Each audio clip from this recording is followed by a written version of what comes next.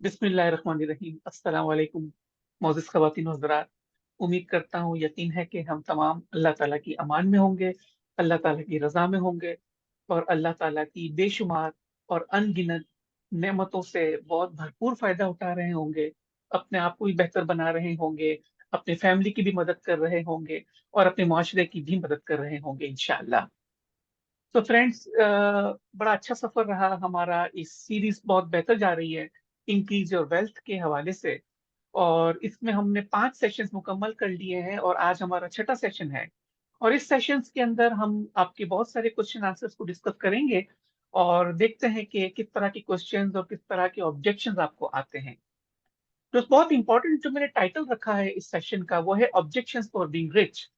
जिस तरह बहुत ही लिमिटिंग बिलीफ्स होते हैं इंसान के, वो इंसान को आगे बढ़ने से रोकते हैं। इंसान की अपनी जो एक्सक्यूज मी, जो सेल्फ टॉक होती है, नेगेटिव होती है, तो वो भी इंसान को आगे बढ़ने से रोकती है। बिल्कुल इसी तरह अगर कोई ऑब्जेक्शंस हैं, अगर वो कोई काम करना चाहता है और उसके सामने बहुत सारे क्वेश्चंस हैं, तो वो क्वेश्चंस भी जब तक आंसर ना दिए जाए, वो शख्स अमीर नहीं बन सकता, रिच नहीं बन सकता, आगे नहीं बढ़ सकता। तो आज हमारे इस पार्ट नंबर 6 में मैं आप लोगों के ऑब्जेक्शंस को एड्रेस करूंगा। तो इंशाल्लाह देखते हैं कि क्या है ऑब्जेक्शंस, क्या क्वेश्चंस आपके पास है और किस तरह से हम उन बैरियर्स को भी ओवरकम करके आगे बढ़ सकते हैं। एक बात हमेशा याद रखिएगा कि ऑब्जेक्शंस पॉजिटिव हैं। ठीक है, ऑब्जेक्शन जो भी हो, मगर वो अपना एक पॉजिटिव किरदार अदा कर रहे Bring हैं। it on in a second. I want और to just show.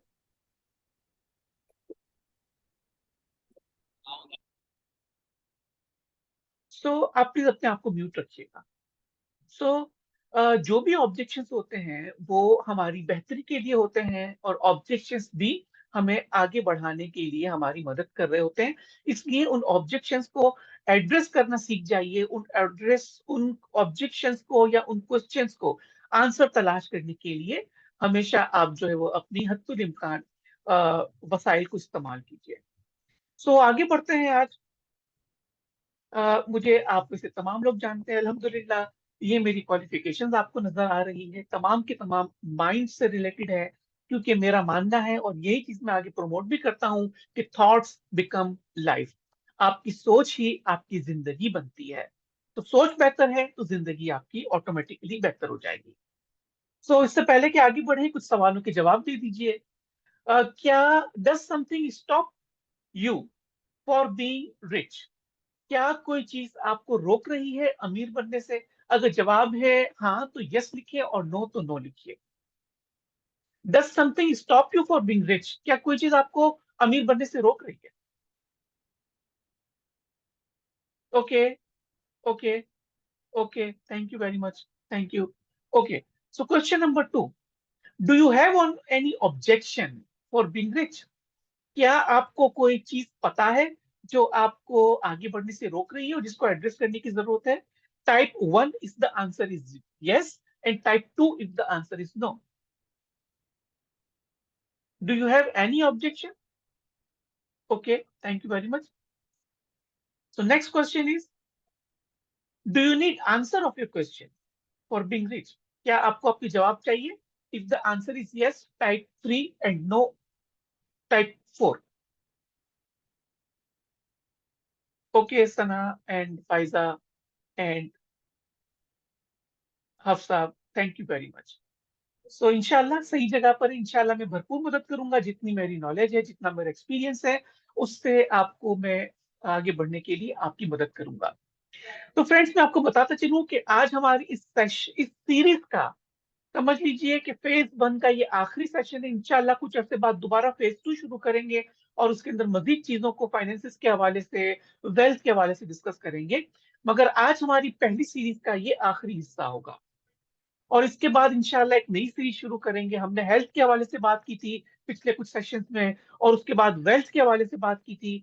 तो इंशाल्लाह अब आगे चल के हम रिलेशनशिप के हवाले से भी कुछ डिस्कशन करेंगे। तो हमारी इंक्रीज योर वेल्थ की पहली सेशंस में हमने सीखा था कि अगर हम रिच बनना चाहते हैं तो हमें इस माइंडसेट के साथ कि हाँ मुझे अल्लाह ने पहले ही रिच बनाया है, रिच माइंड के साथ हम आगे बढ़ते रहेंगे, तो यकीनन हमारी वेल्थ भी इंक्रीज होती रहेगी। और उसके लिए ये हमने अफर्मेशन सीखा था कि to be rich is my birth right, अमीर बनना मेरा पैदाइशी हक है। ये इतना इंपॉर्टेंट जो है वो अफर्मेशन है कि आप इसको 10,000 मर्तबा बोल डालिए, 10,000 टाइम्स इसको कुछ दिनों के अंदर आप बोलें, और आप देखें कि आपका माइंड ऑटोमेटिकली इस रिपीटेशन के साथ, इस कंसिस्टेंसी के साथ, आपके पास वेल्थ को इंक्रीज करने के एक नेचुरल और एक डिवाइन रिसोर्सेज और आइडियाज आपको बताता चला जाएगा। जैसे जैसे आप ये बोलते जाएंगे, तो आप देखेंगे कि आपकी जिंदगी में इतने अच्छे अच्छे इंसान आपको मिल रहे हैं, ऐसे ऐसे वसाइल मिल रहे हैं जो आपको आगे बढ़ने के लिए मदद करने को तैयार हैं। तो अमीर बनना मेरा पैदाइशी हक है। और अगेन इसकी खूबी यह है कि आपको विजुअलाइज करना है, आपको अपनी आवाजों को बेहतरीन और खूबसूरत बनाना है, और अपने एहसासात को, कि जैसे अगर आप इतने अमीर बन गए तो आपके एहसास कैसे होंगे, आपकी विजुअल्स कैसे होंगे, आपकी ड्रेसिंग कैसी होगी, वगैरह वगैरह। तो ये सब चीजों के साथ इसको विजुअलाइज करें, और इसको कुछ दिनों के अंदर 10,000 मरतबा बोल डालिए। इंशाल्लाह आप अमीरी की जानिब आहिस्ता आहिस्ता गामजन होना शुरू हो जाएंगे। अगले सेशन में हमने ये सीखा था कि समटाइम्स हमें हमारी जो रिलेशनशिप है मनी के साथ, पैसों के साथ, वो दुरुस्त नहीं है। हम अक्सर पैसों को बहुत बुरा भला कहते रहते हैं। तो अगर हम अपनी रिलेशनशिप को इम्प्रूव कर दें अपने पैसों के साथ, तो पैसा आहिस्ता आहिस्ता अचानक हमारी जिंदगी के अंदर आना शुरू होगा। ऐसे रास्ते मिलेंगे, ऐसे एवेन्यूज मिलेंगे, ऐसे प्लेटफॉर्म्स मिलेंगे जहां से जहां पर चलकर हम अपनी वेल्थ को इंक्रीज कर सकते हैं। तीसरा हमने ये सीखा था कि हमें आगे बढ़ने के लिए अपने माइंड के अंदर एक पावरफुल बिलीफ्स को मनी के हवाले से इंस्टॉल करना होगा। ठीक है, कि हाँ मैं ये कर सकता हूँ। बहुत सारे लोग इस दुनिया में ऐसे हैं जो इतने पढ़े लिखे भी नहीं थे, मगर फिर भी वो इतना आगे बढ़ गए। जी। तो अल्हम्दुलिल्लाह मैं और भी आगे बढ़ सकता हूँ। मैं पहले से ज्यादा अ,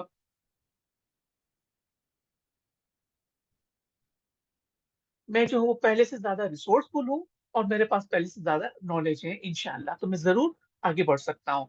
इस तरह के बहुत सारे पॉजिटिव बिलीफ आप अपने जहन के अंदर इंस्टॉल करेंगे, तो भी आप अमीरी की जानिब खुद ब खुद चलना शुरू कर देंगे। चौथे सेशन में हमने ये सीखा था कि जितना बड़ा पर्पस होगा, जितना पैसा हमें चाहिए, उस पैसे को बनाने से पहले हमें उतना बड़ा पर्पस बनाना होगा, कि जब इतना पैसा आ जाएगा तो हम क्या करेंगे, किस तरह से हम कंट्रीब्यूट करेंगे, किस तरह से अपनी जिंदगी के साथ साथ लोगों की जिंदगी के भी मयार को हम बड़ा करने के लिए, उनको बेहतर बनाने के लिए हम किस तरह से अपनी उन रिसोर्सेज को, फाइनेंशियल रिसोर्सेज को यूटिलाइज कर सकते हैं। तो पर्पस बनाना बहुत जरूरी है। प्रीवियस सेशन में भी हमने ये सीखा था कि अगर हम अपने जहन के अंदर अमीरों के रेफरेंसेस को डालना शुरू कर दें, कि वो लोग जो ऑलरेडी अपनी जिंदगी के अंदर अमीर हैं, जो हमारी तरह बहुत ही पुअर थे, जो बहुत ही निचले दर्जे पर थे, उन्होंने किस तरह से मेहनत की, उनके बिलीफ सेट्स क्या थे, उनका माइंड सेट क्या था, वो क्या करते हैं, कितना टाइम लगाते हैं अपने आप को आगे बढ़ने के लिए। और हमने बहुत सारी एग्जांपल्स भी देखी थी कि लोगों ने सिर्फ 10 साल की छोटे से अरसे के अंदर मिलियंस ऑफ डॉलर्स अर्न कर लिए, और आज वो दुनिया में अपना किरदार अदा कर रहे हैं, अपना कंट्रीब्यूशन कर रहे हैं, लोगों की जिंदगी मयार को आगे बढ़ाने के लिए वो भी अपना कंट्रीब्यूशन अदा कर रहे हैं। तो हमने ये देखा था कि अमीर बनना आसान है, वेल्थी बनना बहुत आसान है, मगर ये कि जो इसके पीछे की साइंस है, अगर हम वो खुद ब खुद सीखना शुरू कर दें, तो हम भी बहुत जल्द अमीरी की तरफ गामजन हो सकते हैं। इसके लिए मैंने दो किताबें खास तौर पर रेफर की थी। वैसे तो बहुत सारी किताबें हैं, मगर एक जो है वो secret of millionaire mind, T Harv Eker की है, ये किताब आप पढ़ना शुरू कर दीजिए। और दूसरा रॉबर्ट कियोसाकी की बुक है रिच डैड पुअर डैड। बहुत आसान और सादा और सलीस जबान के अंदर ये किताबें हैं, उर्दू में भी दस्तयाब है। ये आप अगर गूगल करेंगे तो शायद आपको उर्दू में भी मिल जाएगी। तो इस तरह की किताबें पढ़े, और उन लोगों की बायोग्राफीज और उन लोगों की डॉक्यूमेंट्रीज देखें कि जो आज बहुत ज्यादा रिच हैं, जो बहुत ज्यादा कामयाब समझते हैं अपने आप को। तो अगर आप भी उनकी ये वीडियोस, ये किताबें और उनकी जिंदगी के बारे में पढ़ना शुरू कर देंगे, तो आप भी वक्तन फवक्तन, वक्त गुजरने के साथ साथ आप भी रिचनेस की तरफ जाना शुरू कर देंगे। और आप भी देखेंगे कि अल्लाह की रहमतें जो आपको लगता है कि किसी वजह से रुकी हुई थी, वो भी आना शुरू हो जाएगी। आखिरी सेशन के अंदर हमने 10 जो है ना बहुत जबरदस्त किस्म के डिफरेंसेस देखे थे कि अमीर और गरीब सोच के अंदर क्या फर्क है। तो जो पहला हमने सीखा था कि अमीर जो है सबसे पहले जब भी उसकी इनकम आती है, सैलरी आती है, सबसे पहले वो अपनी सेलिब्रेशंस के लिए अपने आप को अपनी सैलरी देता है। यानी अपनी इनकम का और सैलरी का एक पोर्शन वो अपने आप को देता है सबसे पहले। जबकि पुअर माइंडसेट अपने सारे खर्चे करने के बाद अगर बचता है तो वो अपने आप को देता है, जो ज्यादातर केसेस में कुछ भी नहीं बचता, और जो मेहनत कर रहा है वो कंगाल रहता है और उसकी मेहनत से दूसरे लोग फायदा उठा के चले जाते हैं। दूसरा जो मेजर डिफरेंस था वो ये है कि जो अमीर लोग हैं वो हमेशा कमिटेड रहते हैं, वो एक दफा ठान लेते हैं कि मुझे आगे बढ़ना है तो वो बढ़ते रहते हैं, और अगर कोई चैलेंजेस आते हैं तो उसको ओवरकम करने की कोशिश करते हैं। पुअर माइंडसेट सिर्फ इंटरेस्टेड होता है, बस ख्याल करता है कि एक दिन मैं भी जरूर अमीर बनूंगा, और बस उसका ये इंटरेस्ट हमेशा उसको पीछे रखता है, और उस अमीर बनने के लिए कोई भी रिसोर्स नहीं ढूंढता और कोई भी जरा इस्तेमाल नहीं करता, और वो हमेशा पुअर ही रहता है। तीसरा फर्क ये था कि अमीर हमेशा रिवॉर्ड का सोचता है और गरीब हमेशा रिस्क का सोचता है। चौथा पॉइंट्स ये थे कि अमीर हमेशा ये सोचता है कि क्या उसको चाहिए, वो सोचता है कि किस तरह से मैं इसका प्रॉफिट बनाऊंगा, किस तरह से प्रॉफिट आएगा तो मैं और उसको किस तरह से इन्वेस्ट करूंगा। जबकि गरीब सोचता है कि अगर मेरा नुकसान हो गया तो जो मैंने इन्वेस्ट किया अगर वो भी डूब गया तो फिर मैं आगे क्या करूंगा, और इस खौफ में वो कभी आगे बढ़ता ही नहीं है। पांचवा ये था कि अमीर थिंकिंग जो है, अमीर लोग जो है वो हमेशा दूसरों की कामयाबी को देखकर उससे सीखते हैं, उसको एडमायर करते हैं, उसको जाके शाबाशी देते हैं और उनसे जाकर पॉजिटिव थिंकिंग हासिल करते हैं, और उनकी सोच और गैदरिंग हमेशा पॉजिटिव लोगों के साथ होती है। गरीब लोग हमेशा पैसों को बहुत बुरा भला कहते हैं, जो अमीर लोग हैं उनको भी करप्ट समझते हैं, और पैसों से हो सकता है उतना वो दूर भागने की कोशिश करते हैं, उसकी बात ही नहीं करते हैं। छठा मेजर डिफरेंस ये था कि अमीर आदमी जो है वो अपनी सर्विसेज और अपनी आइडियाज को प्रमोट करता है, अपनी प्रोडक्ट्स को प्रमोट करना करता है पैशन के साथ, एंड रिजल्ट की फिक्र नहीं करता। अपनी प्रोडक्ट को वो इतना जबरदस्त बनाता है कि लोगों को जब वो बताना शुरू करता है तो लोग आहिस्ता आहिस्ता खुद ही उसकी प्रोडक्ट के गर्विदा होकर उससे बाय कर लेते हैं। गरीब को अपना माल बेचने में, अपनी सर्विसेज को बेचने में बहुत तकलीफ होती है, क्योंकि वो इस माइंडसेट के साथ होता है कि अगर मैंने उसको ये बताया और उसने नहीं खरीदा तो बस ये नहीं खरीदने वाला जो चक्कर है वो उसको हमेशा गरीब रखता है। सातवां फर्क ये था कि जो रिच पीपल है, रिच थिंकिंग है, वो हमेशा चैलेंजेस को अपॉर्चुनिटी और ग्रोथ और कामयाबी के अंदर कन्वर्ट करने का सोचते हैं, जबकि गरीब जो है वो हमेशा चैलेंजेस को एक धमकी समझता है और उससे हमेशा पीठ दिखा के भागता फिरता है। आठवां फर्क ये था कि अमीर शख्स जो है वो अपने प्रॉब्लम्स को पीठ नहीं दिखाता, अपने प्रॉब्लम्स को अवॉइड नहीं करता और कंप्लेन्स नहीं करता है।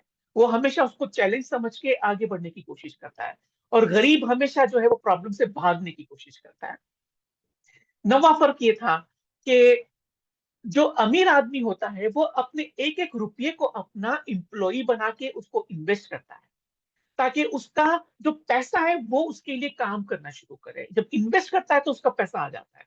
तो अमीरों की सोच हमेशा ये होती है कि किस तरह से मैं ज्यादा से ज्यादा कमाऊं और उसको इन्वेस्ट करूं, ताकि इन्वेस्टमेंट करने से भी उसको एक प्रॉफिट मिले, उसको मुनाफा मिले, और उस मुनाफे को वो इस्तेमाल करे और अपनी प्रिंसिपल अमाउंट को वो री इन्वेस्ट करता रहता है। गरीब जो है वो खुद खून पसीना बहाता है, गधा मजदूरी करता है और कमाता है, और एट दी एंड उसके पास कुछ भी नहीं बचता। और आखिरी चीज जो हमने सीखी वो ये है कि जो रिच पीपल है वो अपने पैसे को ऑर्गेनाइज करना जानते हैं, अपने पैसे को मैनेज करना जानते हैं, अपने नफे और नुकसान का वो ट्रैक रखते हैं। गरीब आदमी के पास कोई जो है वो मैनेजमेंट नहीं होता है, वो सारी चीजें अपने जहन से करता है, और जहन उसका इतना ओवरलोड हो जाता है कि वो समझता है कि पैसा मैं तो संभाल नहीं सकता, और इस तरह से वो पैसों से भी आहिस्ता आहिस्ता दूर भागने की कोशिश करता है। तो फ्रेंड्स, ये हमारे पिछले 5 सेशंस की समरी थी, और आज जो है वो अब आपकी बारी है। अब आप बोलेंगे, मैं सुनूंगा आपको, और आप अपनी अपने ऑब्जेक्शंस जो भी है, क्वेश्चंस भी हैं, वो तमाम के तमाम मेरे साथ शेयर कर सकते हैं। तो हम शुरू करते हैं सना बशीर से। जी सना, बताइए, क्या ऑब्जेक्शन है, क्या क्वेश्चन है आपका?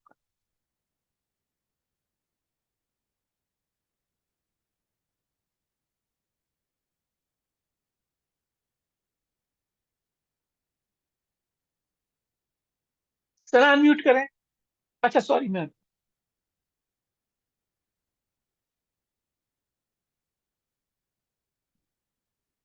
जी सर, आवाज आ रही है? जी जी यार। सर अस्सलाम वालेकुम। वालेकुम अस्सलाम।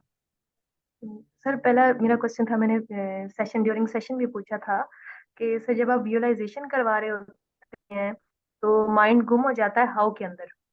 जैसे ओके। मनी आ रही है तो मुझे मतलब माइंड माइंड कहता है कैसे आएगी, देन मैं फिर उसके सॉल्यूशंस पे चली जाती हूँ। तो ऐसा कई दफा ऐसा हुआ है कि जो विजुअलाइजेशन आप करवा रहे होते हैं मैं ट्रैक से हट जाती हूँ ओके। और अंदर क्वेश्चंस में। और सर बहुत खूब। दूसरा एक जरूरी एक और क्वेश्चन था कि सर जैसे माशाल्लाह आप सेशन ले रहे हैं, पढ़ा रहे हैं, मतलब जब भी मैं मतलब अपनी पढ़ाई जारी रखती हूँ मैं जिस भी बारे में, तो मतलब मेरा माइंडसेट चेंज होने लग जाता है। लेकिन जैसे ही मैं अपने एनवायरनमेंट में जाती हूँ और लोगों से मिलती हूँ तो अनकॉन्शियसली मुझे फील होने लग जाता है कि मतलब मैं वही पूरे माइंडसेट में जा रही हूँ और कोई ओके। हट रही हूँ ट्रैक से। ओके। ओके। जी सर, तो थैंक इसका यू। फिर सॉल्यूशन।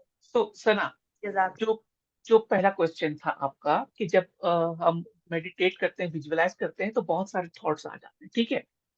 सो इस ये तो बहुत अच्छी बात है, ठीक है ना। देखें, मैंने आपको क्या बताया था कि इंसान एक हैबिचुअल, समझ लीजिए एक तख्लीक है अल्लाह की, एक एक आदी है, वो बहुत सारी चीजों के करने का आदी होता है।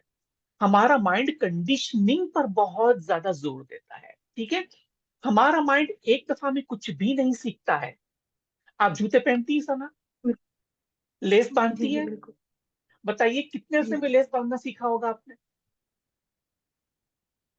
जी सर, स्टार्टिंग में तो काफी दिक्कत आई थी। काफी दिक्कत आई ना। और मतलब बाद में, और अब आप बात भी कर रही होंगी, हो सकता है पानी भी पी रही हो, नीचे जूते की लेस भी बांध रहे हो, और लेस कब बांध लिया आपको पता चलता है?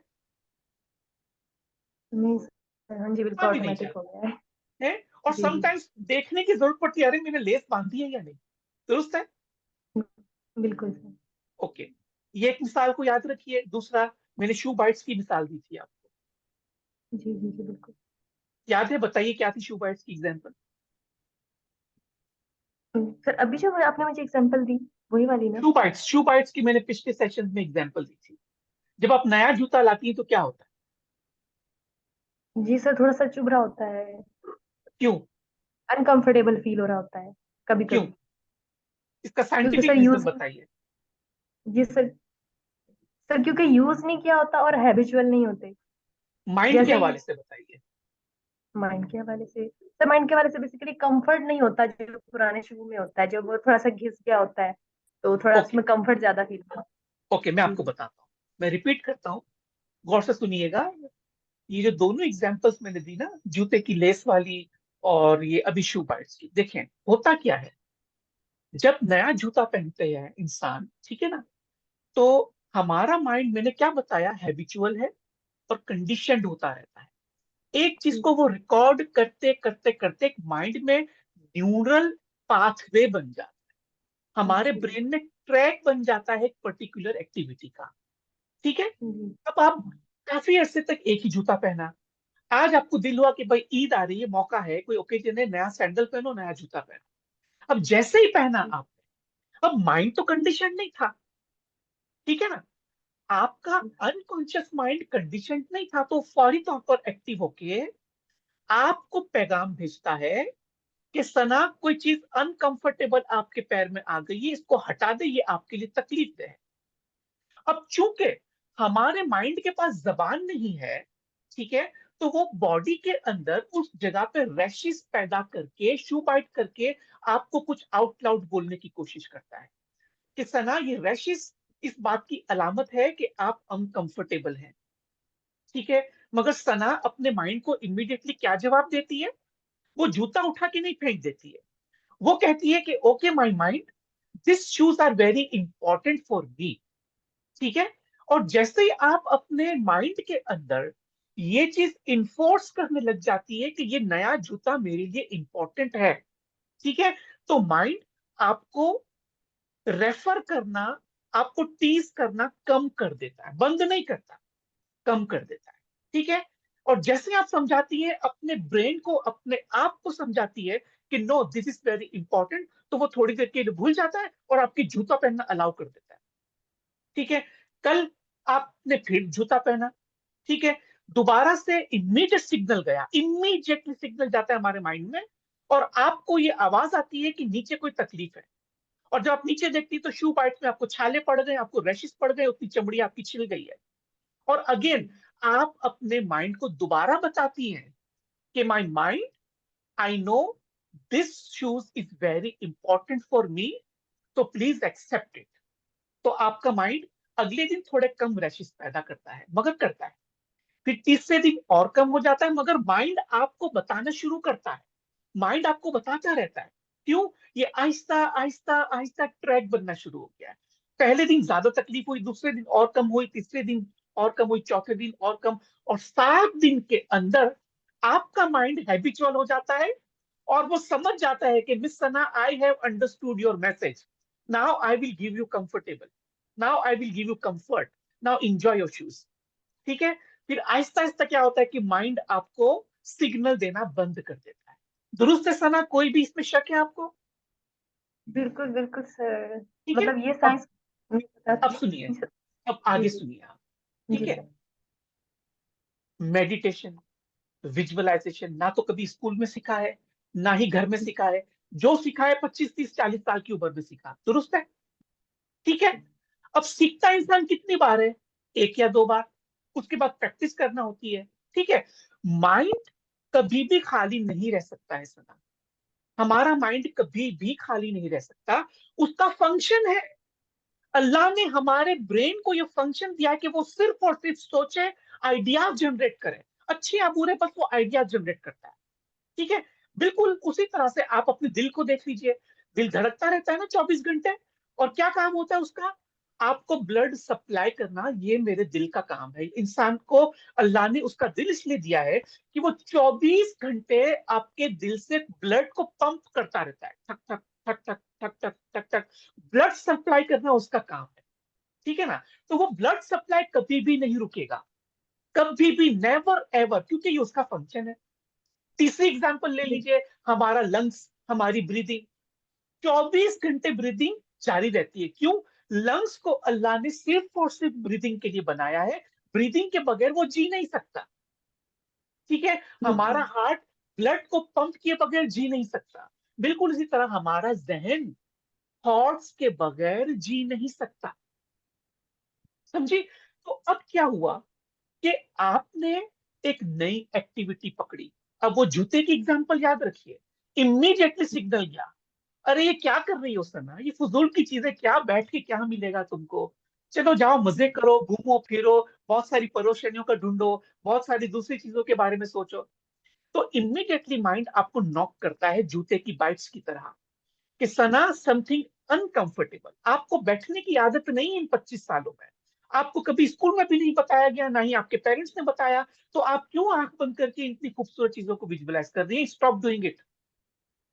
मगर जी, अगर आप अपने ब्रेन को इमीडिएटली एंटीडॉट दे दें और उसको बता दें कि no my brain, this visualisation is very very important to मी।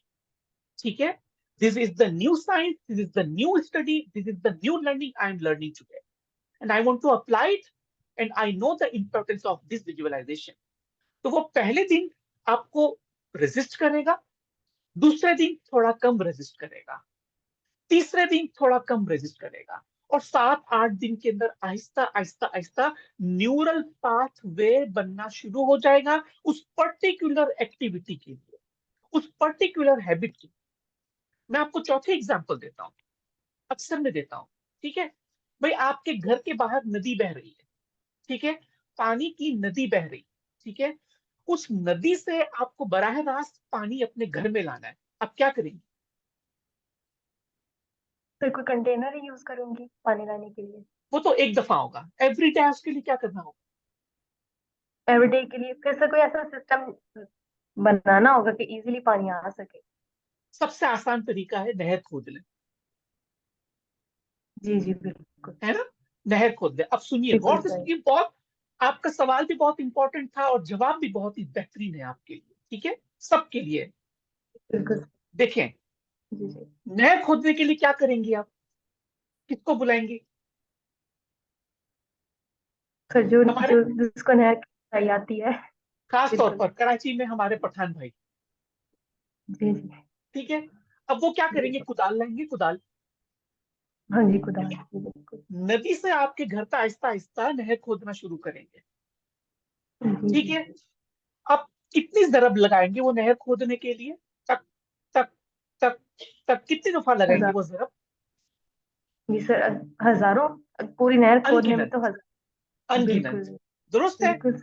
अब ये बिल्कुल सर। बताइए, क्या एक कुदाल लगाने से, एक जरब लगाने से नदी खुद जाएगी? नहीं। दो कुदाल ठक ठक करने से नदी खुद जाएगी? बिल्कुल नहीं। नहीं।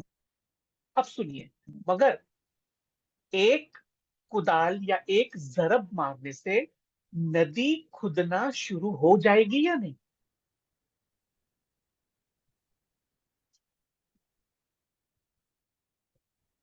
जवाब दीजिए सना। नहीं sir. Yes, answer is yes. हो जाएगी। यस। जब पहली जरब वो लगाएगा तो आज नदी का आगाज हो चुका है। अभी बनी नहीं है, अभी इसकी खुदाई मुकम्मल नहीं हुई है, अभी पानी नहीं आया, मगर आज से नदी खुदना शुरू हो गई है। दुरुस्त है। अब अगर जी वो बिल्कुल। पठान नया है बिल्कुल और बिल्कुल। अगर वो सिर्फ 500 जरब लगाता है और ये कंप्लेन करे कि साहब ये तो नदी खुद ही नहीं रही है, मैंने 500 जरब लगा ली, नदी पूरी नहीं हुई, अब क्या होगा? अब अगर वो फिर 500 मजीद जरब खुदा मतलब। लगाने के बाद छोड़ के चला जाए, बोलेगा ये तो सब बकवास है, ये नदी वदी कुछ भी नहीं होता है, छोड़ो जाओ यार अपना काम करो, तो क्या होगा? क्या पानी आपके घर तक पहुंचेगा? नहीं, नहीं। बिल्कुल नहीं सर। ठीक है ना? तो सना, हमारा जहन भी ऐसा ही काम करता है। जी सर। आपका काम ये है कि आप कंसिस्टेंट रहिए, जो भी जी थॉट जी। आता है उससे बात करें। ठीक है, उसको एक दफा अटेंशन दे दें।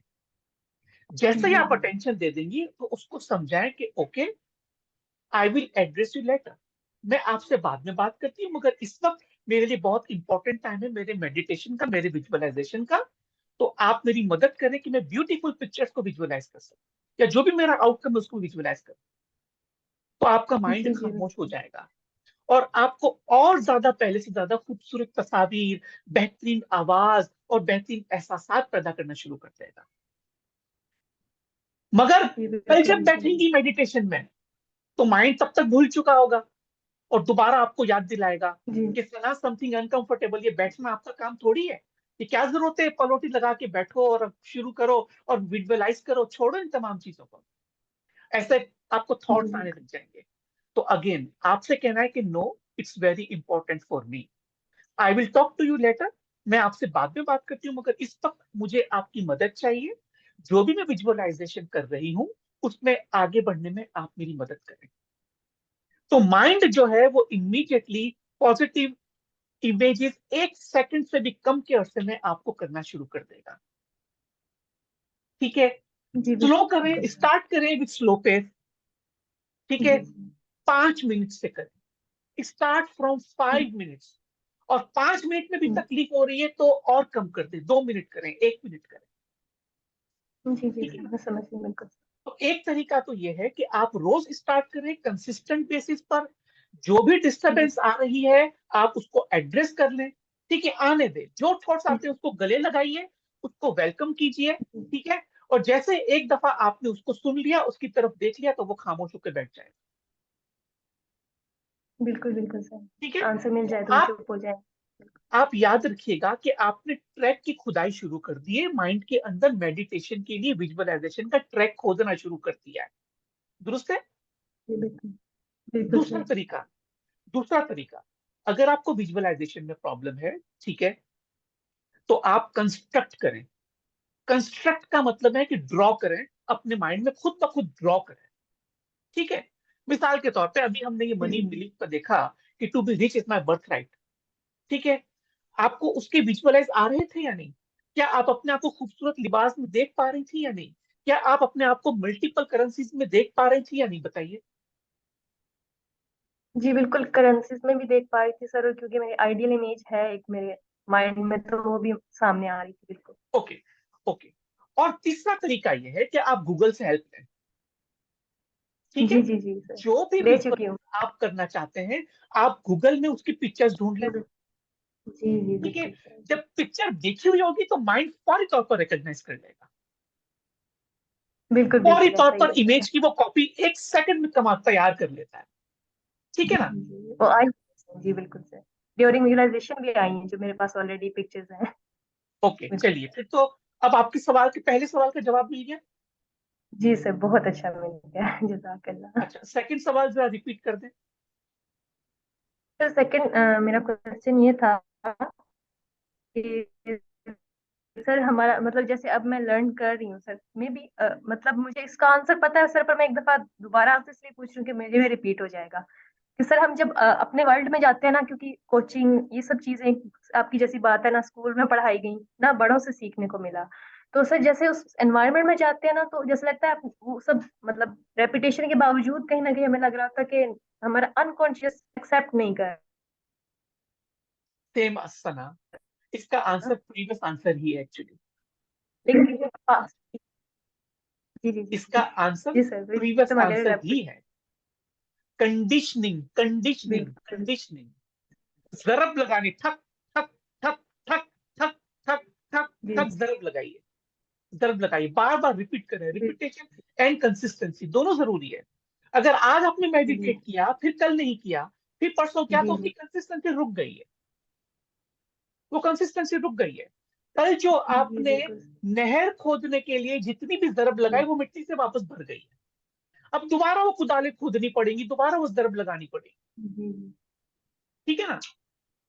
और जैसे जैसे जरब लगाना बिल्कुल सर। आसान होता चला जाएगा, ठीक है, पता भी नहीं चलेगा कि कब से नहर तैयार हो चुकी, कितनी तेजी से नहर तैयार हो जाए। ठीक है, चलिए, बस अपने आप का जो इंटरनल इन्वायरमेंट है ना, उसको स्ट्रांग बनाइए सना। बिल्कुल बिल्कुल। जो चीज सीख रहे हैं उसको रिपीट करें, बार बार वीडियो रिकॉर्डिंग से बार बार देखिए, बार बार देखिए। ठीक है, जो कोर्सेज लिए उसको बार बार रिपीट करें। माइंड इतना भर जाएगा रिपीट करना।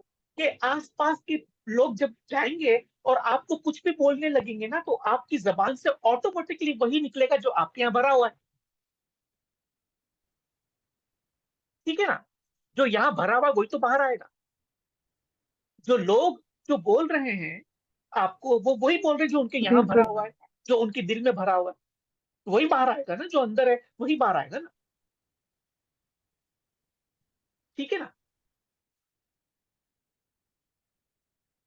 Okay, so clear both the answers. Okay, आएगा। Thank you. सो बिल्कुल। जी सर। अब हम बात करेंगे।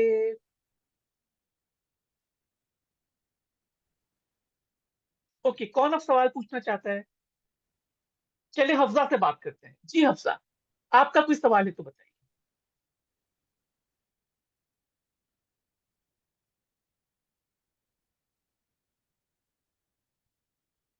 हेलो हफ्सा, आप हैं?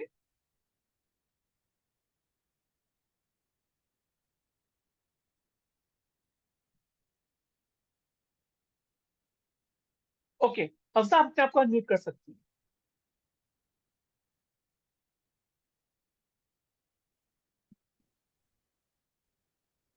जी, हैं। जी, अस्सलाम वालेकुम।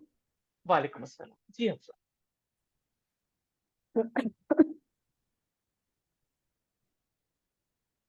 क्वेश्चन हफ्सा, ये है कि जब हाँ, हम तो अपने माइंड को काफी वो कंडीशनिंग कर रहे होते हैं और आपको ये चीजें याद भी ओके, दिला रहे होते हैं, लेकिन अब हमारे इर्द गिर्द के लोग कुछ नेगेटिव बोलते हैं, तो उनको कैसे कर सकते हैं, उनको डील कैसे करें।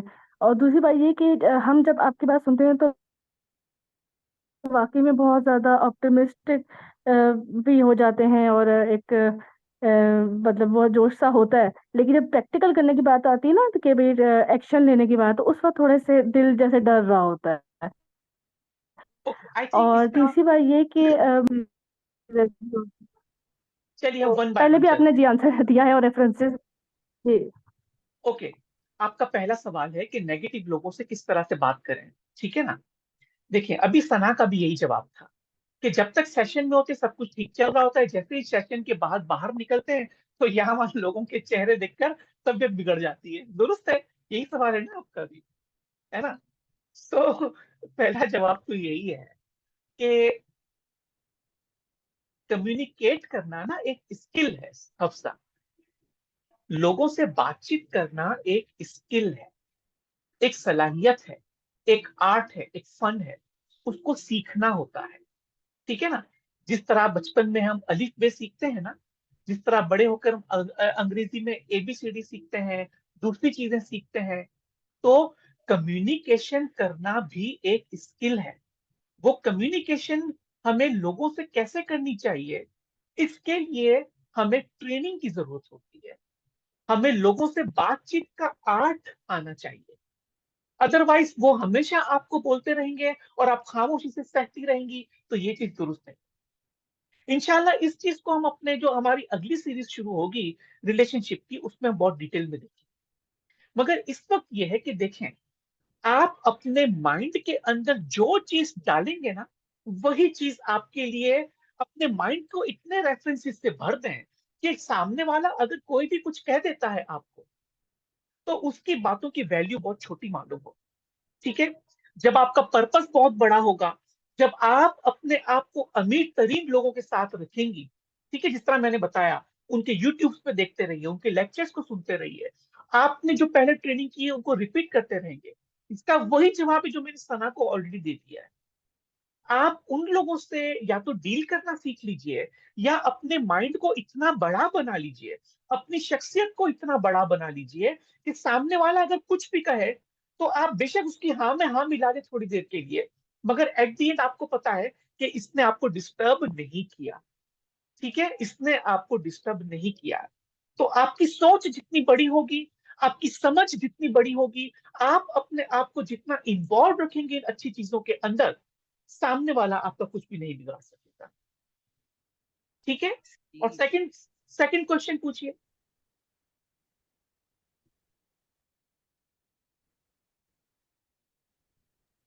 जी, सेकंड मैंने ये पूछा था कि जो आजकल फ्रॉड वगैरह हो रहे हैं, और अगर कभी कुछ हाँ, ओके ऐसा प्रैक्टिक हो जाए खुद अपने साथ, तो फिर दोबारा यकीन करना जरा मुश्किल होता है। ओके, बिल्कुल दुरुस्त है। बहुत अच्छा सवाल है। देखें, जहां भी इन्वेस्टमेंट की बात आती है ना, पैसा देने की बात आती है, तो देखें, बिजनेस में भरोसा करना होता है। दुरुस्त है अफसा? दुरुस्त कह रहा हूं? आपके जो भी पार्टनर्स हैं, आपकी जिन लोगों से डील है, सबसे बड़ी बात यह है कि आपको उन पर भरोसा करना होगा। दुरुस्त है? जी, ठीक है ना? ऐसा तो ही अनसीन अब अगर होता है ज़ाहिर करना। अनसीन होता है, अनसीन होता है ना, तो देखे ना, उसके लिए तो कुरान पाक के अंदर भी हुक्म मौजूद है कि जब भी आप इस तरह से किससे बिजनेस करते हैं, तो उसका एक एग्रीमेंट होता है हफ्सा। ठीक है ना? उसका एक रिटर्न एग्रीमेंट होता है कि खुदा ना खास्ता कल को कोई फ्रॉड होता है, तो आप उसको एक कानूनी तरीके से उसके साथ आप डील कर सकती हैं। ठीक है ना? तो पहला चीज है तो भरोसा का है। अगर आप मिलकर बिजनेस कर रहे हैं, जो कि बहुत अच्छी बात है, ठीक है ना, अगर मिलकर बिजनेस कर रहे हैं, तो उसमें आप तमाम पार्टनर्स का एक पेज पे होना बहुत जरूरी होता है। ठीक है? और उसके बाद अगर आपने मजीद इन्वेस्टमेंट की जरूरत है, तो आप जांच पड़ताल कर लें, कुछ गवाहान को रख लें बीच में, कुछ लिखत पढ़त कर लें, कुछ डॉक्यूमेंट कर लें, तो वो आपको उस खौफ से बचाएगा। ठीक है ना? और बिजनेस में देखें, नफा और नुकसान तो बिजनेस की पहली शर्त है। अगर बिजनेस के अंदर नुकसान नहीं होगा, तो नफा कैसे होगा? और जब नफा होगा, तो जरूरी तो नहीं है कि नुकसान ना हो। ठीक है ना? तो आप आजकल की जो भी हालात हैं, ये तो बरसों से चल रहे हैं, अजल से चल रहे हैं। हजरत आदम अलैहिस्सलाम के जमाने से इस तरह के इंसान एक दूसरे के साथ फ्रॉड करते रहते हैं। समटाइम्स पार्टनर भी इंसान को धोखा दे सकता है। मगर देखिए, वो बिजनेस का एक लॉ है, वो बिजनेस का एक कानून है कि जहां आपको इतना बड़ा फायदा होगा, वहां नुकसान के भी पूरे पूरे चांसेस हैं। ठीक है? जितने नफे के चांसेस हैं, उतने नुकसान के भी चांसेस हैं। इसलिए आप अपने तौर पर मुतमईन हो जाएं, कुछ लोगों को बीच में रखें, कुछ पैसा देना है लोगों को तो गवाह के तौर पर देख लीजिए। और ये पूरी एक, देखिए, बिजनेस जो है ना, एक डील होती है। बिजनेस की एक पूरा स्टडी होती है। वो स्टडी करें, या तो आप इंडिपेंडेंटली काम करें। ठीक है ना? तो उसमें नफा भी आपका है और नुकसान भी आपका है। ठीक है? और अगर आपके साथ पार्टनरशिप्स है, तो पार्टनरशिप्स की दूसरी जो है वो कवानीन है। बहुत सारी चीजें हैं जो पार्टनरशिप करने से पहले आपको अपने जहन में रखनी होती है। तो आप जरूर पैसा इन्वेस्ट करें, मगर लोगों का भरोसा और बढ़ाएं। लोगों से इस बात की गारंटी ले लें कि आपका पैसा सेफ है। और अगर फिर भी पैसा, अगर आपको उसका फायदा नहीं हो रहा, तो अल्लाह की रजा छोड़ दीजिए, अल्लाह की रजा पे छोड़ दीजिए और उस नुकसान से लेसन हासिल कीजिए। ठीक है। सो हफ्जा, आपके दोनों सवाल के जवाब मिल गए। जी sir, thank you. Okay, yes, who is next? Faiza, आप कुछ पूछना चाह रही थी, पूछिए।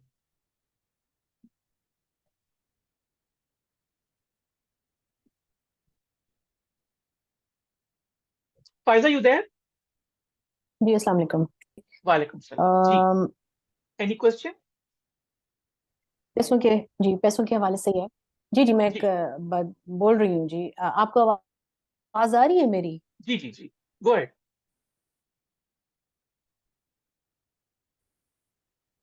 अच्छा जी, तो मेरा सवाल ये है कि मनी माइंड के हवाले से ये बात रहती है हर वक्त कि और तो फिर मुझे कमाने की क्या जरूरत है, या मैं क्यों बिला वजह एफर्ट करूं, या कोशिश करूं, या बाहर निकलूं, या मतलब कोई बाहर निकल के तो कमाने के धक्के खाऊं, या ये जो थॉट है, मेरी लिमिटिंग थॉट जो है, ये मुझे ना कभी अब ज्यादा एहसास होता है कि ऐसा नहीं करना चाहिए था। मतलब अपना कुछ कमाना जरूरी होता है एक औरत के लिए। तो सही। इसको कैसे ओवरकम किया जाए, ये मेरा सवाल ये है जी, बस दैट्स इट। देखें, हजरत बीबी खतीजतुल कुबरा रजी अल्लाह ताला अन्हो, जानती है ना? जी बिल्कुल बिल्कुल। क्या करती थी शादी से पहले? तिजारत करती थी जी, तिजारत का तिजारत। कारोबार करती थी। She was a business women. Yes, उस शी मुआशरे वाज। में, उस मुआशरे में कि जहां जी औरत का बाहर निकलना महाल था। जी। ठीक है। ऐसे इन्वायरमेंट के अंदर वो एक असर व रसूख रखने वाली खातून थी। वो असर बिल्कुल। रखती थी मुआशरे के अंदर। वो मर्दों से बातचीत करने की स्किल को जानती थी। ठीक है ना? जी और इतनी इतनी काबिल शख्सियत थी कि रसूल सल्लल्लाहु अलैहि वसल्लम भी उनके गर्विदा हो गए। दुरुस्त है? जी बिल्कुल ऐसा ही है जी। तो हमारे दीन से ही हमें इस बात का एक सबक मिलता है कि चाहे मर्द हो या औरत हो, दोनों अपने रोजगार को बढ़ाने के लिए जो भी किरदार अदा कर सकते हैं जरूर करें, क्योंकि हालात ठीक है। इंसान के हाथ में नहीं होते हैं। ठीक है ना? जी हाँ। हालात जी इंसान के हाँ। हाथ में नहीं होते हैं। और अभी जो इन जी पिछले 5 लेक्चर्स में हमने सीखा फायदा, और उसमें जो जी सबसे इंपॉर्टेंट था, तो वो था पर्पस। पर्पस क्या है? जी। ठीक है, पर्पस आपकी क्या है? तमाम जरूरत पूरी हो रही है ना? आपके हस्बैंड हम्म। जो भी जरूरत है, यकीनन शायद उससे ज्यादा ही आपको नवाज रहे हैं, वो यकीनन अल्लाह ताला की रहमतों से वो भी एक जरिया आपके लिए बना हुआ है। मगर पर्पस क्या है? आप सिर्फ अपने आप को नर्चर करना चाहती है, आप अपने आप को सेहतमंद करना चाहती है, तो दुरुस्त है, आप कुछ भी ना करें, हस्बैंड कमाते रहेंगे, वो आपको पैसा देते रहेंगे। ठीक है। मगर अगर आपका जी पर्पस बड़ा है कि मैं अब अपने खौल से ऊपर निकल आऊं, मैं अपनी जात से निकलकर दूसरों के लिए भी काम करने की कोशिश करूं, क्योंकि अल्लाह ने मुझे इतनी अच्छी सेहत दी है, अल्लाह ने मुझे दौलत दी है, अल्लाह ने मुझे काबिलियत दी है, अल्लाह ने मुझे सोचने समझने की सलाहियत दी है, तो क्या एक ही शख्स इससे फायदा उठाएगा? नहीं। और अगर ऐसा है, जी हाँ। तो ये तो खुद गर्जी हो गई। हम्म। ये तो खुद गर्जी हो गई। अल्लाह ताला ने आपको एक टैलेंट दिया। जी ठीक है। और वो टैलेंट जी आपने अपने ही साथ इस्तेमाल करके चली गई। आपको याद है, शायद कुरान पाक के अंदर एक आयत है, मुझे एग्जैक्टली नहीं मालूम, उसका मफहूम ये है कि अल्लाह ताला ने जितने भी आपको टैलेंट्स दिए ना, वो जिंदगी के आखिरी दिन आपसे पूछेंगे। जिंदगी के इख्तिताम पर वो टैलेंट्स एक हम्म। शक्ल लेकर, एक रूप लेकर आपके सामने आएंगे, पूछेंगे, फायजा, आपको अकल दी थी अल्लाह ने, उसका क्या किया? आपको सेहत दी अल्लाह ने, उसका क्या किया? और जी फायजा कहेगी, नहीं, मैंने अपनी सेहत का बेहतरीन ख्याल जी रखा, मैंने अपने जहन का बेहतरीन इस्तेमाल किया। तो वो टैलेंट आपसे कहेंगे कि ये आपने टैलेंट जाया कर दिया, ये टैलेंट आपने जाया कर दिया। तो हम्म। बात ये है कि पैसा ठीक है। कमाने के लिए, पैसा कमाने से पहले इतना बड़ा विजन होना बहुत जरूरी है। ठीक है ना? The purpose of being wealth को दोबारा सुन लीजिए। उससे आपको एक बड़ा जी गोल बनाने जी। में मदद मिलेगी, और आपको आपके रिजिक को, आपके इनकम को इंक्रीज होने में बहुत ज्यादा मदद मिलेगी। और जिस सेटिस्फेक्शन की आप तलाश करती हैं, जिस सुकून की आप तलाश करती हैं, जिस हैप्पीनेस की आप तलाश करती हैं, वो अपने साथ साथ लोगों की जिंदगी को आगे बढ़ाने में मदद करने के बाद आप उससे ज्यादा खुशी, उससे ज्यादा सुकून और उससे ज्यादा कामयाबी हासिल करेंगी। और कहा जाएगा जिंदगी के आखिरी दिन आप खुशी से कैसे कह सकेंगी ठीक है। कि मैंने अपने टैलेंट को मल्टीप्लाई करवाया, लोगों के साथ बांट कर। दुरुस्त है?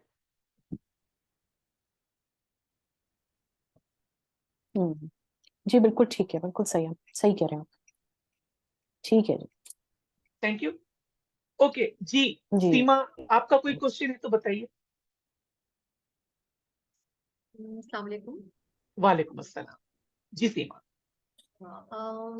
जी आपने तकरीबन तमाम ही सवालों के जवाब दे दिए, जो क्वेरीज मेरे माइंड में थी, जो डाउट्स थे, वो आपने ऑलरेडी शेयर कर दिए।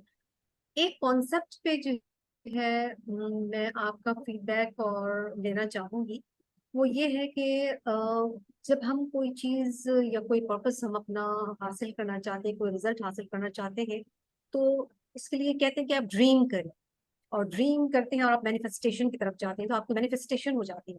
एक और चीज जो है वो आपने भी बताई थी कि आपकी जो ब्रेन की फ्रीक्वेंसीज होती है वो डिफरेंट फ्रिक्वेंसीज होती है, और वो फ्रिक्वेंसी जिसमें कि आपका माइंड बहुत ज्यादा इनरिच्ड होता है और जहां पर आप मैक्सिमम अपने रिजल्ट्स हासिल करते हैं, वो अल्फा स्टेट होती है।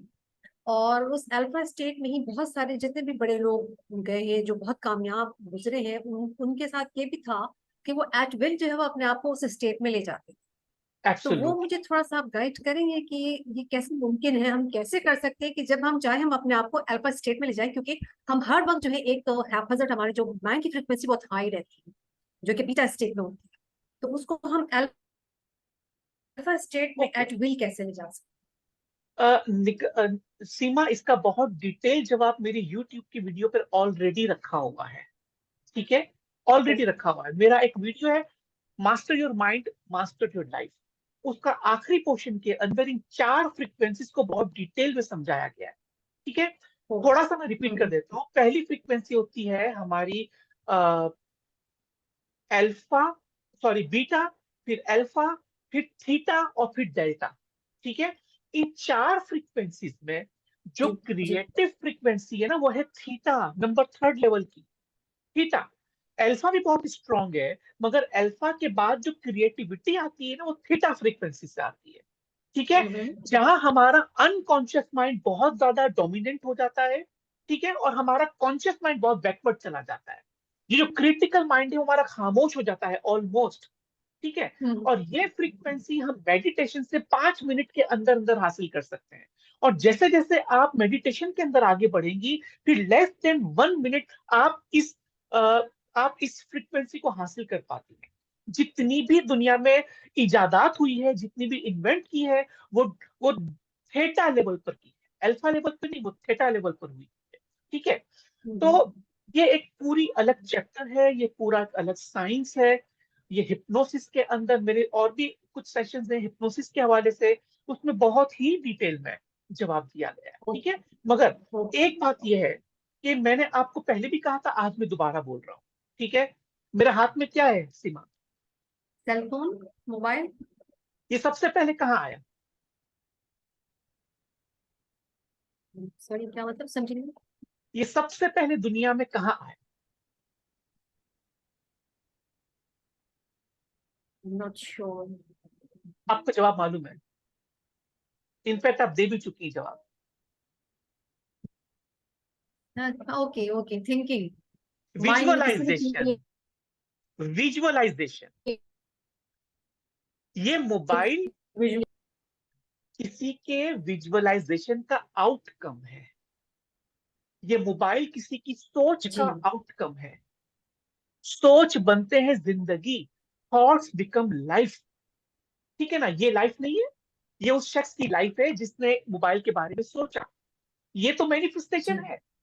सीमा, आपके घर जी में जी बिल्कुल। जितनी भी चीजें पड़ी हुई है, वो किसी की सोच का आउटकम है। वो किसी की सोच का आउटकम है, मगर ये कितना जल्दी आ सकता है, ये उसकी ब्रेन की फ्रिक्वेंसी पर डिपेंड करता है। अगर तो वो थेटा फ्रिक्वेंसी को यूटिलाइज करना सीख जाए, एक्सेस करना सीख जाए, तो बहुत ही स्पीड अप उसकी प्रोग्रेस होती रहती है। आपको याद है हमने अपनी प्रीवियस सेशन के अंदर सीखा है कि जो बिल गेट्स है 10 साल के अंदर वो जीरो से बिलियनर बन गया, 10 साल के अंदर, जो कि बहुत ही छोटा सा अरसा है। कैसे? ये लोग वो लोग हैं जो अपनी थीटा फ्रीक्वेंसी को इस्तेमाल करना जानते हैं। इन्होंने सीखी नहीं है, मगर जब इंसान का दिमाग एक चीज पे फोकस हो जाता है ना, तो इंसान की सारी एनर्जी उस फोकस पर, एक पॉइंट पर आ जाती है। आपको याद होगा सीमा कि जब हमारे जमाने में एक मैग्नीफाइंग ग्लास होता था, देखा है आपने मैग्नीफाइंग ग्लास, है ना? हम क्या करते थे, हम जो कुछ छोटे हुआ करते थे, जी स्कूल में जी जाते थे, एक कागज लेते थे, कागज, एक व्हाइट रंग का कागज लेते थे, जी और अपने स्कूल में ग्राउंड में चले जाके उस मैग्नीफाइंग ग्लास को उस कागज पे रखते थे। और होता ये था कि वो सूरज की सारी शुआएं एक पॉइंट पर आ जाती थी और उस कागज पे चली जाती थी। विद इन फ्यू मोमेंट्स क्या होता था, आप बताइए? जी, वो जल जाता था, वो हिस्सा जो है जहाँ पर एब्सोल्युटली। वो शुआएं पड़ी होती थी वो वहां पे जल। अब आप देखिए, मैं और आप रोज धूप पे जाते हैं बाहर, जी क्या हम जलते? नहीं। नहीं ना। मगर आप देखें, सूरज की सिर्फ चंद शुआओं को एक फोकस पॉइंट पर लेकर आए तो वो कागज को जला देगा। जी दुरुस्त है? इसी जी तरह कभी कभी हम माचिस की तीली लेके जाते थे, मैच बॉक्स लेके चले जाते थे, और सिर्फ तीली पर सूरज की शुआएं लगाते थे तो तीली जल जाती थी। और अभी जी भी आप ही तजर्बा कर सकते हैं। ठीक है? ये एक मेटाफर है सीमा।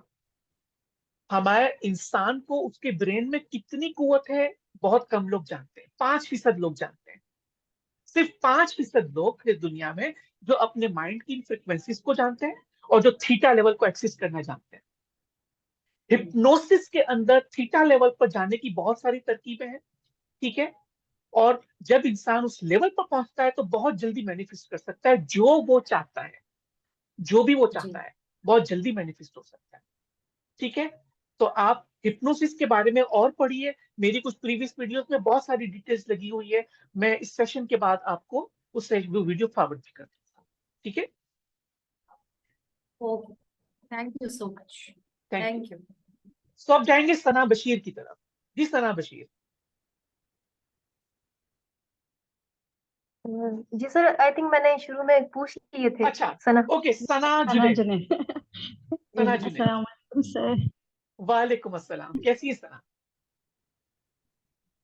अल्हम्दुलिल्लाह सर, आप कैसे हैं? ठीक है अल्हम्दुलिल्लाह जी। सर, पिछले सेशन अल्हम्दुलिल्लाह। में आपका एक सवाल मैंने रोका था, बताइए। जी सर, वही सर मेरा यही सवाल था कि जब हम विजुअलाइजेशन करते हैं आपके साथ तो मतलब वही मोटिवेट तो रहते हैं, लेकिन जब अपॉर्चुनिटीज आती हैं उन्हें अवेल नहीं कर पाते। ओके, बहुत खूब सवाल, thank you very much sir. और हम एकदम से जो है वो। ओके, देखिए फ्रेंड्स, तो सर जी सर। आप आपका सवाल मैं समझ गया हूँ। तो दूसरा सवाल का भी आपको मौका मिलेगा, मगर मैं इस सवाल का आपको जवाब दे रहा हूँ। जी सर। देखें, ये समझ लीजिए अल्लाह की कुदरत है। ठीक है? जहन किसने बनाया? रब ने बनाया। ठीक है? जहन का काम क्या है भी मैंने जवाब दे दिया, बट आप रिपीट करें। जहन का क्या फंक्शन है? हमें लिमिट करना, मतलब कोई ना कोई सिग्नल देना किसी भी बारे में। आइडिया जनरेट करना। ठीक है? आइडिया जनरेट करना, ये जी हमारे ब्रेन का फंक्शन है। ठीक है?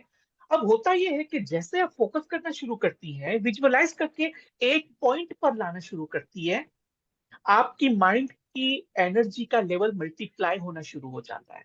मैनिफेस्टेशन, और भी जो सीबा बात कर रही थी ना मैनिफेस्टेशन की, वो होना शुरू हो जाता जी है। सर। आपके जहन में आइडियाज आना शुरू हो जाते हैं, आपको वो रिसोर्सेज नजर आना शुरू हो जाते हैं कि जिससे आपका वो चीज मैनिफेस्ट हो सकती है। ठीक है? और आपको ऐसे लोग मिलना शुरू हो जाते हैं, ऐसे रिसोर्सेज मिलना शुरू हो जाते हैं जो आपके उस विजुअलाइजेशन को एक्चुअलाइजेशन में कन्वर्ट करने के लिए आपकी मदद कर रहे होते हैं। ठीक है? अब क्या होगा कि माइंड जितना तेजी से आइडिया जनरेट करना शुरू करेगा, आप इमीडिएटली पेन या पेंसिल से अव्वल तो उसको नोट कर लें। ठीक है? नोट करना शुरू कर दें, उन आइडियाज को नोट करना शुरू कर दें। हो सकता है अभी आपकी वो कारआमद ना भी हो, ये भी हो सकता है कि अभी आपने उसको इस्तेमाल ना भी किया हो, मगर जैसे ही आपने एक बुक बनाना शुरू कर दी, जितने भी लोग मेडिटेट करते हैं, जितने भी लोग विजुअलाइज करते हैं, मेक श्योर कि अपने साथ एक नोटबुक रखें, क्योंकि मेडिटेशन के अंदर इतने सारे आइडियाज, पॉजिटिव करोड़ों रुपए के आइडियाज आपको आना शुरू हो जाते हैं, और वो आइडियाज आप नोट डाउन करना शुरू करते हैं। ठीक है, तो नंबर 1 ये अच्छा सिग्नल है कि आपको अपॉर्चुनिटी आने मिल जाती है। अब जब आप अपना विजुअलाइजेशन मुकम्मल कर लें, तो उसके बाद उन आइडियाज पर अपने थॉट को, कॉन्शियस माइंड को लगाना शुरू करते हैं। अब देखिए कि वो 4-5 जो आइडियाज आ रहे, कौन सा आइडिया आपको इमीडिएटली हेल्प कर सकता है। ठीक है, तो उसके बारे में सोचना शुरू करें, उसके बारे में लोगों को पकड़ना शुरू करें, लोगों से राय लेना शुरू करें। आपके वो लोग करीब जो हैं आपके, जो आप पर भरोसा करते हैं और आप भी उन पर भरोसा करती हैं, ऐसे लोगों के पास जाके उस आइडिया को डिस्कस करें, उससे आपको कोई ना कोई राह मिलेगी। ठीक है, तो इस वक्त मेरे पास यही जवाब है, मगर आप सेशन के बाद किसी वक्त आप जो है स्पेसिफिक पूछना चाहें तो वो आप पूछ सकेंगे मुझसे। ठीक है, क्या सना आपको समझ में आई ये चीज?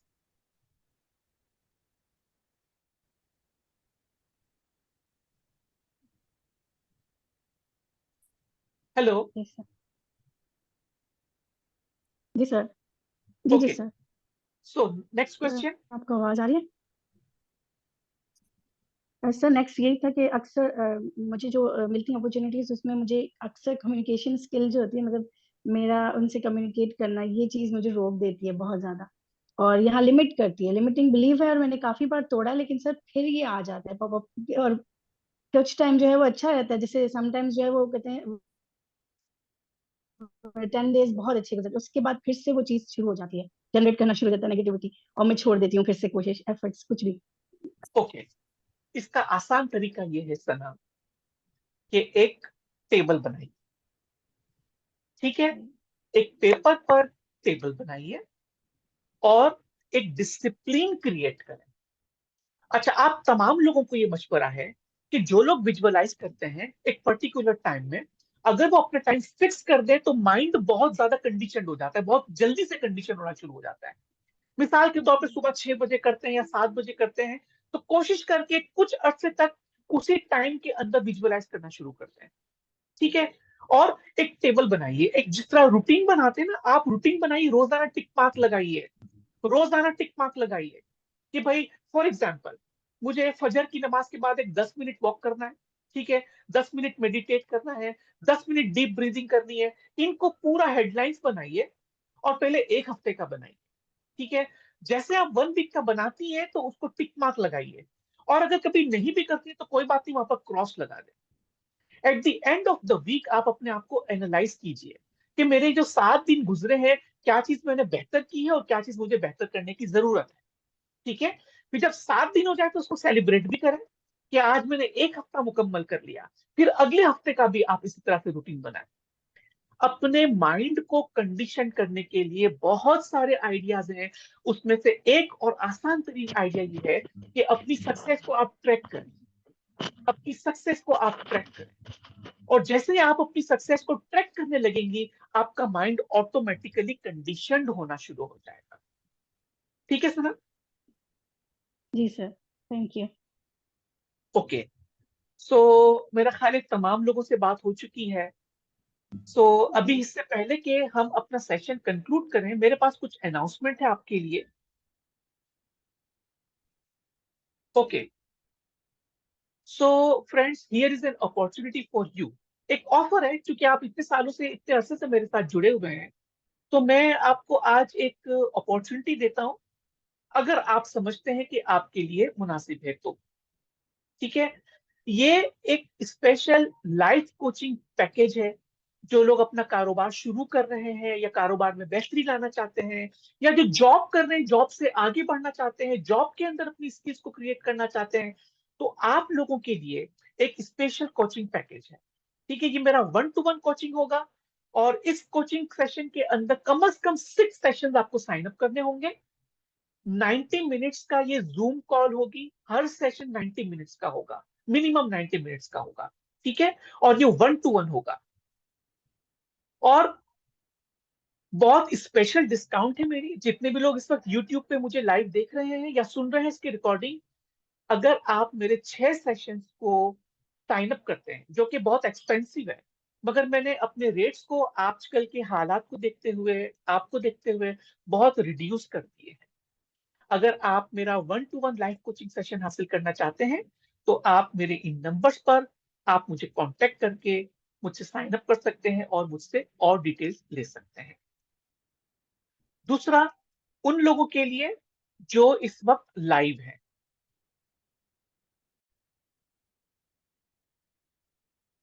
सो फ्रेंड्स, आपका मैं बहुत शुक्रगुजार हूं कि आपने 6 सेशंस तक मेरा साथ दिया, आपने लाइव या रिकॉर्डिंग देखी, और मैं दुआ करता हूं कि अल्लाह ताला आपकी तमाम तर ख्वाहिशात को पूरा फरमाए। आपको आपका जो भी मकसद है, मकसद हयात है, उसमें आपको आला दर्जे की कामयाबी अता फरमाए। जिन जिन वसाइल की आपको जरूरत है, अल्लाह ताला अपनी रहमत खास इनायत फरमा के आपको वो तमाम तर रिसोर्सेज अता फरमाए कि जहां पर आप अपनी जात को भी बेहतर बना सकें, अपने फैमिली मेंबर्स की भी मदद कर सकें, अपने इर्द गिर्द के रहने वाले लोगों के भी मयार को बेहतर बना सकें। और जब आप इस दुनिया से गुजरें, तो आपके चेहरे पर रोशनी हो, दिल में सुकून हो, दिल में खुशी हो, और सुरखरू होके इस दुनिया से हम गुजर सकें। इंशाल्लाह जिंदगी रही तो आपसे अगले सेशन में, अगली सीरीज में मुलाकात होगी। तब तक के लिए अल्लाह हाफिज।